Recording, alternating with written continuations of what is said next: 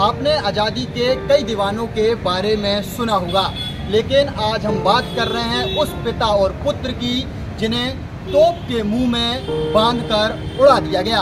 हम बात कर रहे हैं राजा शंकर शाह और रघुनाथ शाह की। 1857 की क्रांति में किसी राजघराने ने अपना यदि बलिदान दिया था तो वो पिता पुत्र थे, वो थे राजा शंकर शाह और रघुनाथ शाह की।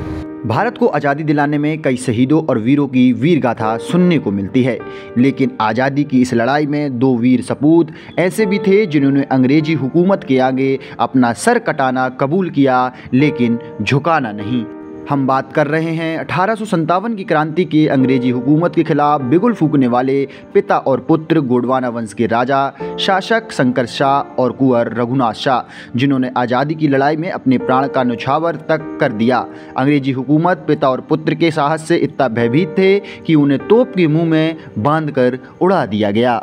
1857 में अंग्रेजी हुकूमत के बढ़ते अत्याचार और दमनकारी नीति के विरोध में मध्य भारत में गोंडवाना वंश के शासक राजा शंकर शाह और उनके बेटे कुंवर रघुनाथ शाह ने अंग्रेजों की 52वीं रेजिमेंट को उड़ाने की रणनीति बनाई। यही नहीं, इन दोनों ने अंग्रेजी हुकूमत की नींव हिलाने के लिए कविताओं का भी सहारा लिया।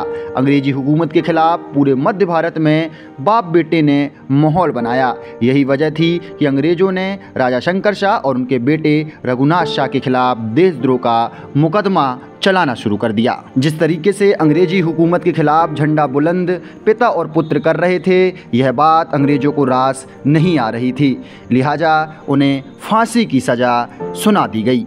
52वीं रेजिमेंट को उड़ाने के लिए राजा शंकर शाह और रघुनाथ शाह ने योजना बनाई। यह बात जैसे ही अंग्रेजों को पता चली तो उन्होंने इसी बंदी गृह के अंदर राजा शंकर शाह और रघुनाथ शाह को 4 दिन तक अंदर रखा। लिहाजा उसके बाद राजा शंकर शाह और रघुनाथ शाह को फांसी की सजा सुनाई गई, लेकिन उन्होंने फांसी की सजा को तो मान लिया, लेकिन उनकी इच्छा थी कि उन्हें उसी तोप के मुंह में बांधकर उड़ाया जाए। अंग्रेजों ने भी पिता और पुत्र की बात मानी और दोनों को तोप में बांधकर जबलपुर के मालगोदाम चौक में उड़ा दिया गया।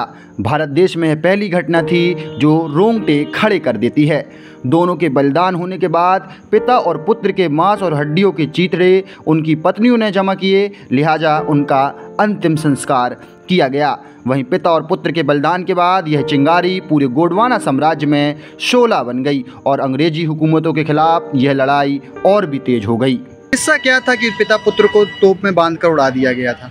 पिता और पुत्र को 4 दिन की जेल इसी मध्य भारत के जबलपुर के संस्कार धानी में, जहाँ मैं खड़ा हूँ, यहाँ के जस्ट बाजू में उनकी शहादत स्थल भी है और बंदी गृह भी है। उन्होंने जो योजना बनाई थी 52वीं रेजिमेंट को उड़ाने की, उनसे वो लगातार 4 दिन उनको जो है क्रूरता के साथ में उन्हें जो है छोटी सी जेल में रखा और उनसे माफ़ी मांगने की जो दबाव दिया गया।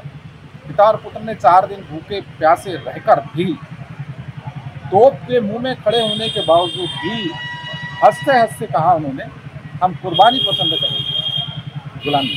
भारत की इस आज़ादी की लड़ाई में पिता और पुत्र ने एक नज़ीर पेश की, लिहाजा भारत के मध्य प्रदेश में 18 सितंबर 1857 को राजा शंकर शाह और रघुनाथ शाह का बलिदान दिवस भी मनाया जाता है।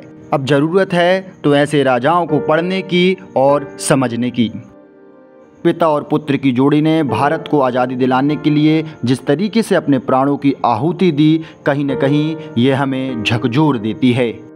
ऐसे बलिदानियों को हम सत सत नमन करते हैं।